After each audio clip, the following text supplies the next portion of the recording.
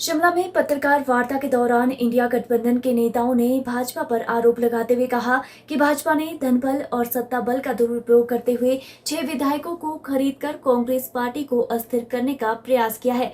वहीं उन्होंने प्रधानमंत्री पर भी निशाना साधते हुए कहा कि जब प्रदेश को मोदी की जरूरत थी तब उन्होंने प्रदेश की किसी भी तरह से आर्थिक सहायता नहीं की थी।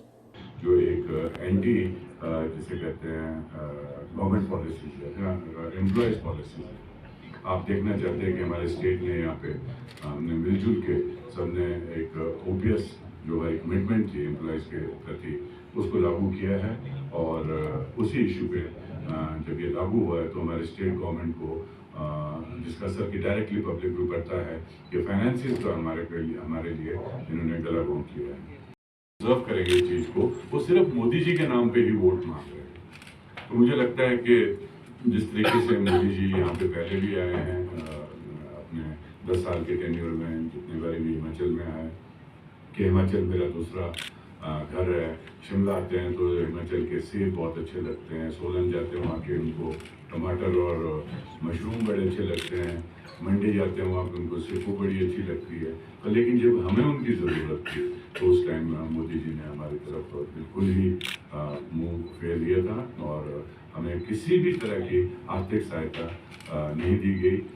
लेकिन मैं धन्यवाद करना चाहता हूँ हमारे माननीय मुख्यमंत्री महोदय का और उनके कैबिनेट का कि उन लोगों ने फिर भी इस त्रासदी को एक कंट्रोल में लाया। टाइमली हमारे उस टाइम सेब सीजन भी चल रहा था और टाइमली सड़कों की रिपेयर हुई है, सेब को सड़ने नहीं दिया। रख दिया तो आपको डर किस चीज का?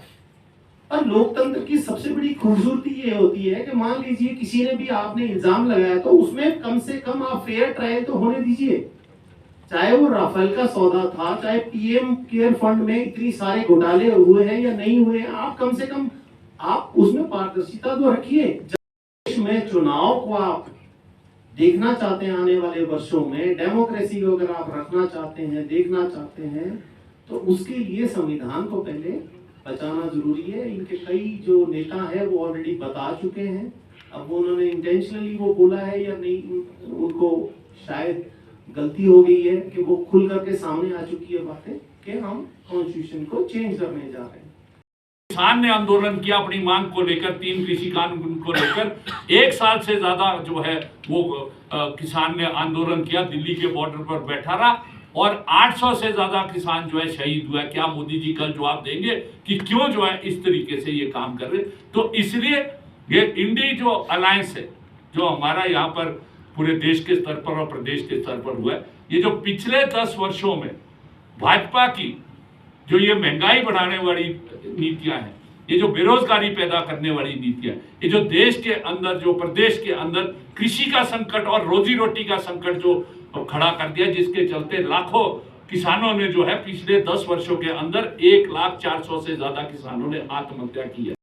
भाजपा और उसके सहयोगी दल एनडीए कह रहे हैं ये मोदी वर्सेस जो है ये पूरा देश है। तो आज इस देश को बचाने के लिए इंडिया अलायंस के माध्यम से हम अपील कर रहे हैं कि देश की जनता को खड़ा होना पड़ेगा और हमें उम्मीद है जिस तरीके से ये 5 चरण का चुनाव हुआ है, मोदी और इनकी जो राजनीति है जनता ने मन बना दिया है देश के अंदर कि ये बाहर जाएंगे, क्योंकि अब वो 400 पार का नारा रहा नहीं है। अब तो जिस तरीके का जो प्रचार हमारे प्रधानमंत्री मोदी जी और उनके सहयोगी करने लग गए और जिस तरीके से आपने मंडी में देखा है कि जो कैंडिडेट है वो बेशर्मी पे उतर गई, के माध्यम से प्रदेश की जनता से अपील कर रहे हैं कि जो इंडिया अलायंस के 4 लोकसभा के कैंडिडेट हैं, स्वाभाविक रूप से वो हाथ के चुनाव चिन्ह पे कांग्रेस के कैंडिडेट्स हैं और जो ये 6 विधानसभा के कैंडिडेट्स हैं, इनको हराने के लिए जो है आज जनता को जो है आगे आना पड़ेगा। Bureau report, city channel, Shimla.